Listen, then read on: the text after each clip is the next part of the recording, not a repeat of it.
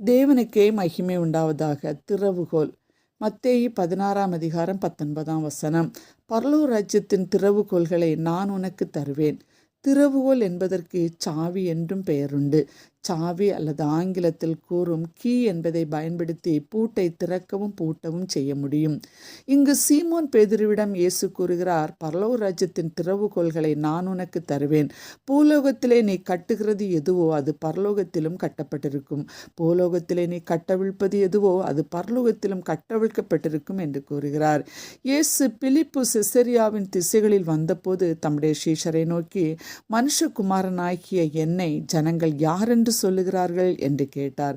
அதற்கு அவர்கள், சிலர் உம்மை யோவான் ஸ்நானன் என்றும், சிலர் எலியா என்றும், வேறு சிலர் எரேமியா அல்லது தீர்க்கதரிசிகளில் ஒருவர் என்றும் சொல்லுகிறார்கள் என்றார்கள். அப்பொழுது அவர், நீங்கள் என்னை யாரென்று சொல்லுகிறீர்கள் என்று கேட்டார். சீமோன் பேதுரு பிரதியுத்தரமாக, நீர் ஜீவனுள்ள தேவனுடைய குமாரனாகிய கிறிஸ்து என்றார். இயேசு அவனை நோக்கி, யோனாவின் குமாரனாகிய சீமோனே, நீ பாக்கியவான். மாமிசமும் இரத்தமும் இதை உனக்கு வெளிப்படுத்தவில்லை, பரலோகத்தில் இருக்கிற என் பிதா இதை உனக்கு வெளிப்படுத்தினார். நீ பேதுருவாயிருக்கிறாய், இந்த கல்லின் மேல் என் சபையை கட்டுவேன், பாதாளத்தின் வாசல்கள் அதை மேற்கொள்வதில்லை என்கிறார். பிரியரே, பரலோக ராஜ்யம் போக வேண்டுமானால் வசனமாகிய கிறிஸ்துவை நாம் கட்டப்பட வேண்டும். வசனத்தில் மறைந்திருக்கும் மறைபொருளை உணர்ந்து சேவை செய்ய வேண்டும். இந்த பாக்கியம் பேதுருக்கு மாத்திரமே இருந்தது என்று இயேசு கூறுகிறார். காரணம், 12 சீஷர்களிடமும் தான் இந்த கேள்வியை கேட்கிறார்.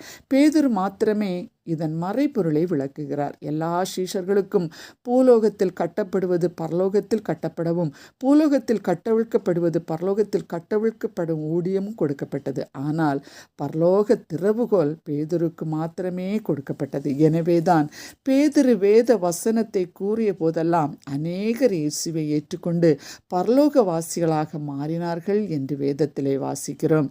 நியாயசாஸ்திரிகளை பார்த்து இயேசு கூறுகிறார், உங்களுக்கு ஐயோ, அறிவாகிய திறவுகோலை எடுத்து கொண்டீர்கள்.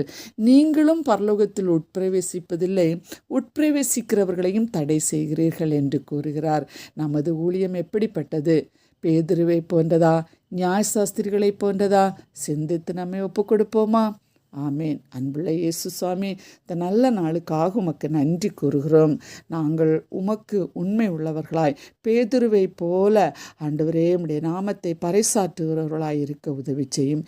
இயேசுவின் நாமத்தில் பிதாவே, ஆமேன்.